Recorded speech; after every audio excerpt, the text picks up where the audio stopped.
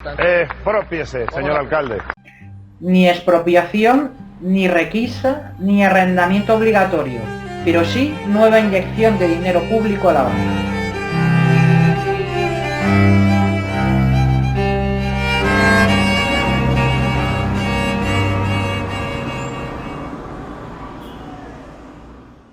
Hola, muy buenas tardes, amigos de Libertad Constituyente Televisión.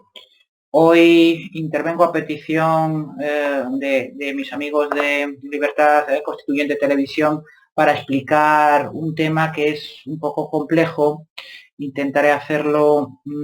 lo más fácil posible, aunque tiene su dificultad, y hacer referencia a la polvareda que se ha levantado ayer y antes de ayer en atención a la Orden 336/2020 del Ministerio de Vivienda sobre modificación del Plan Estatal de Vivienda y que en su artículo 4.3 habla de solución habitacional, dándose a entender o habiéndose corrido la voz y sobre todo en redes sociales de que este precepto daba lugar o daba pie a la expropiación forzosa o a la requisa forzosa durante el estado de alarma de inmuebles de particulares para sucesión a personas en situación de vulnerabilidad a resultas de la crisis sanitaria del coronavirus. Pues bien, creo necesario aclarar que ni expropiación, ni requisa, ni siquiera arrendamiento obligatorio viene a establecer esta norma, sino que lo que establece, y nadie que yo sepa ha dado cuenta del trasfondo de este asunto, establece una inyección de dinero público a la banca absolutamente avergonzante. Efectivamente, esta norma faculta a la administración para concertar arrendamientos con quien le parezca,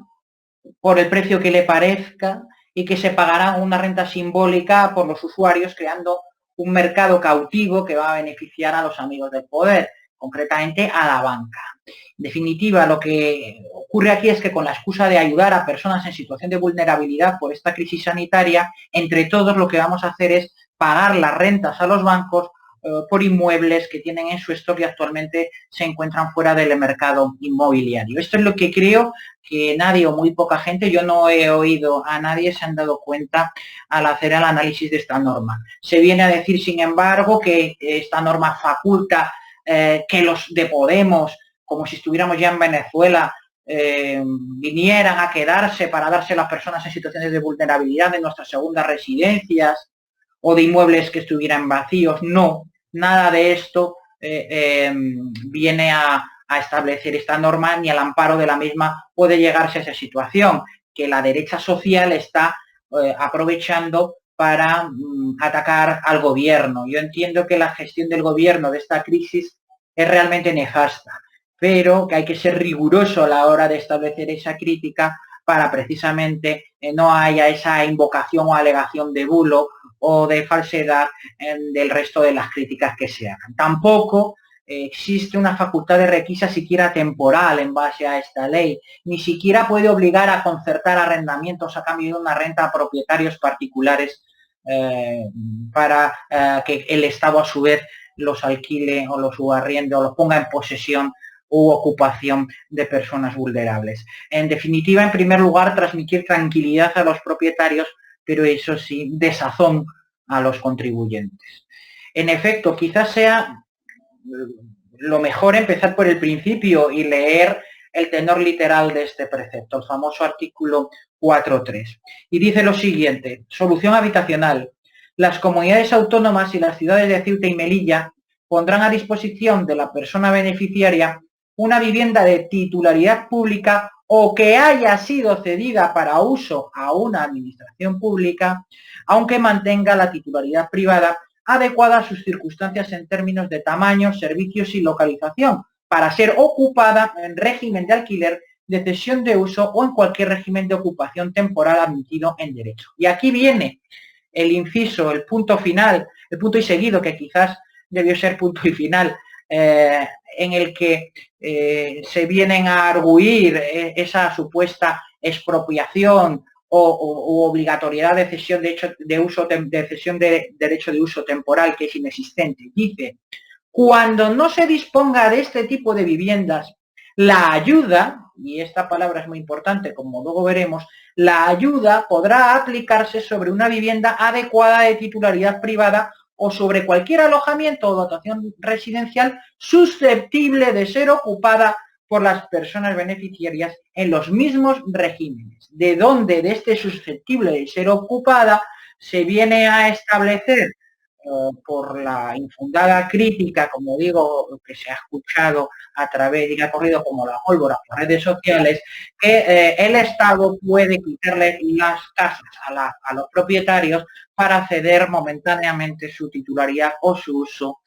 sin consentimiento de los propietarios a estas personas en situación de vulnerabilidad. En absoluto, esto no es así. Lo que la norma viene a establecer es, en primer lugar,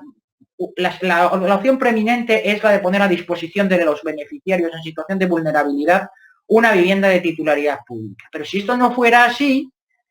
subsidiariamente, la ayuda económica podrá aplicarse sobre una vivienda adecuada de titularidad privada, pero ello necesariamente estableciendo el correspondiente arrendamiento, es decir, con el concurso de la voluntad del propietario de la misma. Ya digo, ayer hubo una serie, pues en diversos blogs jurídicos y en blogs de carácter político, cruce de opiniones, en los que yo mantenía que no se podía obligar a nadie a arrendar la vivienda en base a este artículo sin consentimiento de la propiedad, y que si esto fuera así se ganaría en cualquier procedimiento, encontrando distintas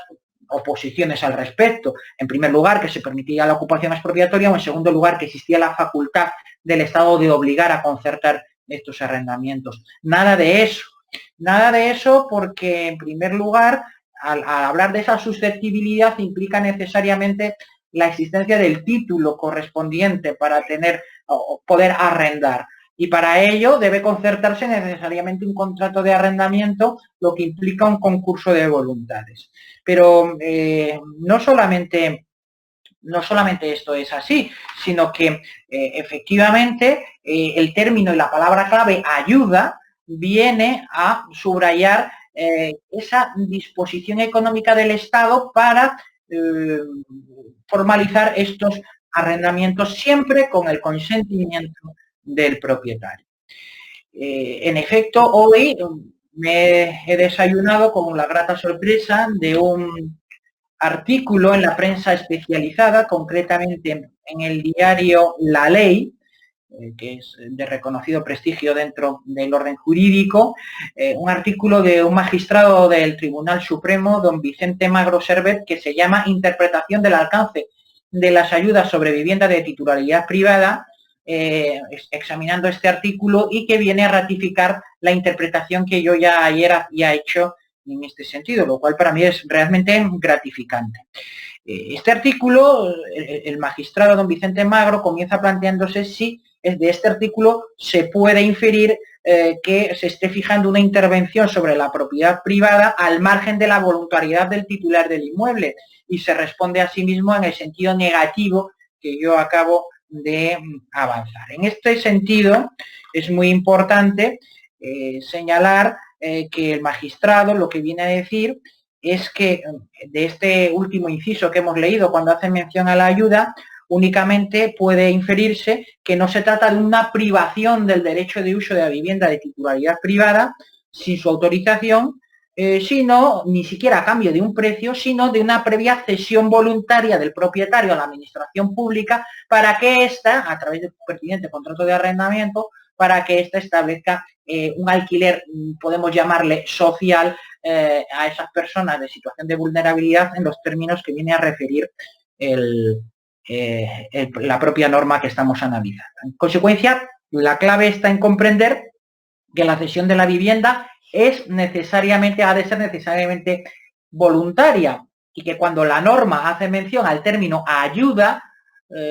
o lo hace por cesión de uso por la administración de sus bienes propios, o por pago de la ayuda económica, que el beneficiario haya conseguido, pero no por la introducción de la vía de la no voluntariedad en esa cesión por el titular de esa casa, de ese inmueble. Además, en ello viene a aclararlo el punto 5 del mismo artículo, cuando seguidamente hace mención al pago del alquiler,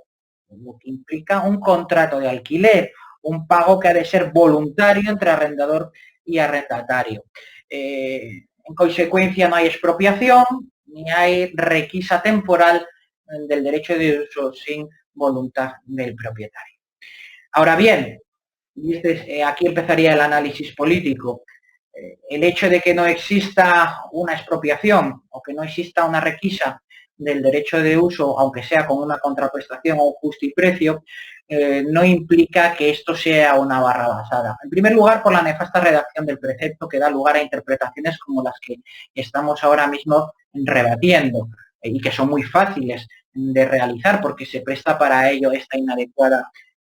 redacción. Pero en segundo lugar, y sobre todo porque esto lo que está abriendo la puerta es a lo que yo refería de un principio, a un mercado cautivo en el que se van a beneficiar los amigos del poder, los poderosos, concretamente la banca. Recordemos que a resultas de la crisis inmobiliaria la banca tiene paralizado un montón, cantidad, cientos de inmuebles fuera de mercado, tanto de compraventa como de arrendamiento, muriéndose de risa y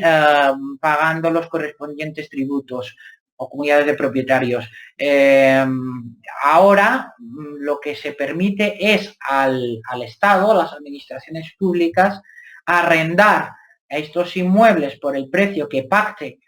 con estas entidades bancarias para acoger inmuebles de esa bolsa inmobiliaria y alquilarlos a particulares por un precio simbólico, por un alquiler social. Es decir, se está inyectando o se va a inyectar con la excusa de la solidaridad dinero a la banca para darle salida a una serie de inmuebles que estaban en su stock absolutamente inmovilizados. Como decía antes, lo que permite es alquilar inmuebles las administraciones públicas con quien quieran y por el precio que libremente acuerden con estos grandes tenedores inmobiliarios para darlo luego en un alquiler a precios muy bajos, pero naturalmente ese alquiler, ese precio que va a pagar la administración por esos alquileres a precio de mercado será a costa de los contribuyentes, como siempre, a costa de los presupuestos del Estado, es decir, y en suma, con dinero público. Es decir, se está sacando del mercado inmobiliario, creándose un mercado cautivo sobre el cual va a recaer el precio, el coste sobre el global de los gobernados. De todo ello, sin que suponga, como digo, expropiación ni cesión forzosa, ni siquiera cambio de renta de inmueble de los particulares a algunos. En suma, y con esto termino, subrayando lo que decía antes, los propietarios pueden estar tranquilos, pero los que les tiene que entrar la desazón es a todos los contribuyentes en general. Espero haber podido arrojar un poco de luz sobre este asunto y hacerlo fácilmente comprensible, porque como digo, la crítica al gobierno sobre los derroteros de esta gestión es fundada y existe, pero debemos evitar también, por otro lado, a caer en una crítica basada en razones jurídicas que no son tales, sino porque en ese caso lo que conseguimos es precisamente el efecto contrario, que es desvirtuar la crítica exacta, rigurosa y fundada. Espero que este pequeño espacio haya sido de su agrado y les haya ayudado a resolver un poco sus dudas respecto a esta controvertida cuestión. Muchísimas gracias.